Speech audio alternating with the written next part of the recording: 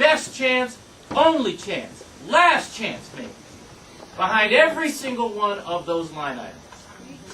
And either you believe government is here to help people, or you think it's just a math problem. And it is as simple as that. See, personally, I don't think we can afford Charlie Baker.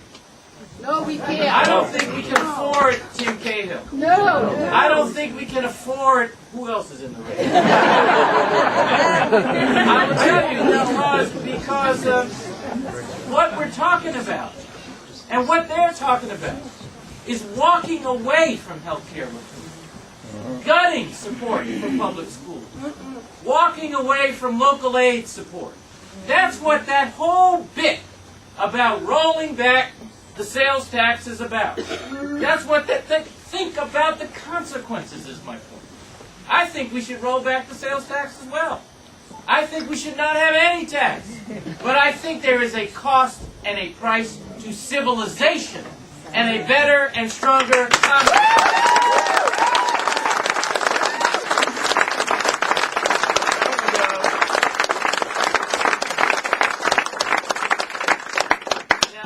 you to be nervous because I want you to understand what's at stake. You know, I am honored to serve, honored by your support, and humbled by your presence. But you know what? I get to say, if I'm not reelected, for the rest of my life that I was governor of the Commonwealth. I'm not looking for bragging rights. And I got to tell you, it is a very difficult time to be governor of this or any other state. But the question is, are we going to finish what we started?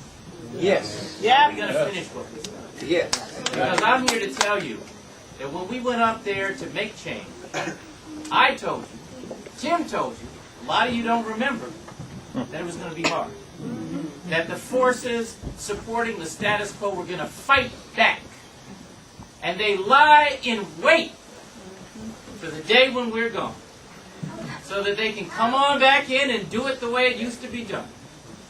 And all of you who have a voice for the first time, and a seat at the table for the first time, who are involved in civic and political life for the first time, will be shown the door and told you can go on back out there and we'll call you if we need you.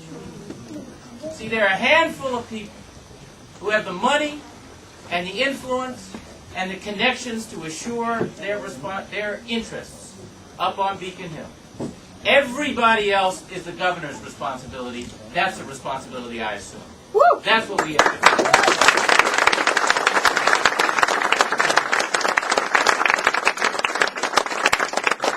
I need you to fight for this like it matters to you.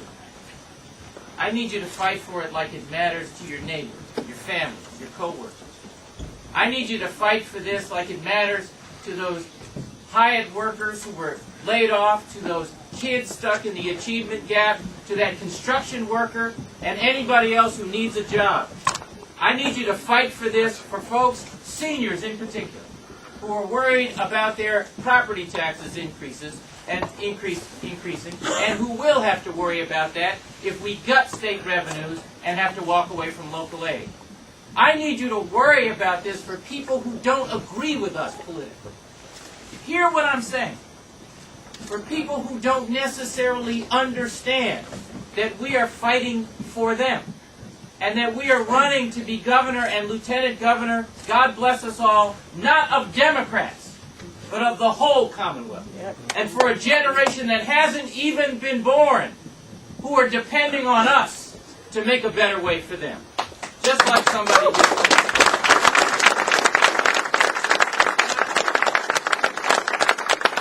And I need you to make it personal. Make it personal.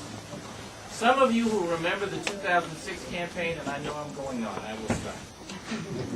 Remember the 2006 campaign, and I want to be the first to tell you, I know this is not the 2006 campaign. I know that. But there's some things I remember. Like the pundits and the pollsters saying it can't be done. Like the press writing you off. Like worrying about how we were going to get our message out and have it penetrate. And it's so interesting. I love John Walsh's account Some of you remember John Walsh, who was the chair of the Democratic State Committee and Democratic Party now, was campaign manager at the time. He has this wonderful way of recalling that experience where he says, you know, now we look back on it, we said we had a flawless strategy, flawlessly executed, and we were elected unanimously. I remember that slog. I remember the doubters. I remember the naysayers and the detractors, all of them experts. Some of the same experts, by the way, predicted a different outcome of the special election. I remember being behind in the fundraising. And I remember looking you in the eye and saying this was not about any of those experts, it was about you. And whether you were going to decide to dig in and change the course of your own community. Whether you were going to see your stake in your neighbor's dreams and struggles, as well as your own. Well, that's what we have to do again. And to do that, there are three simple things I ask you to do. One is, be informed. Get the information. There's some sheets, accomplishment sheets, I think, here today. There's stuff up on the website. Find out why we say we've had the most productive legislative session in 30 years. Be informed so that you can stand up to the folks and say, what have your guys done? And you know it. I hear it. The second is make it personal. Talk to your friends, your neighbors, your coworkers. Engage with them. Have those uncomfortable conversations a lot of us are taught not to have because we might have to disagree with somebody. Or you might even disagree with some part of the program we're advancing. But we've got to have a kind of politics that says you don't have to agree on everything before you can work together on anything. And the third thing is this. Start believing with conviction in what it means to be a Democrat. In the role and responsibility of government to help people help themselves, not solve every problem. Barney Frank has the best description of government I've ever heard, which I've quoted to some of you before, when he said, government is the name we give to the things we choose to do together.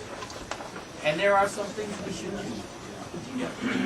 Educating our young people, supporting our seniors, building our infrastructure, looking after the most vulnerable, creating the foundation for economic and social justice now and in the future. That is all worthy. It's worth fighting for. It's worth believing in. And if you believe in it, you find out what we're doing, and you make it personal. I'm convinced we will win and deserve to win. I look forward to it. Governor Hackett, what do you have to say about the Grace Ross challenge? Say it. The Grace Ross challenge in the primary. I think Grace is great, and I welcome her to the race. All right, thanks. Sure.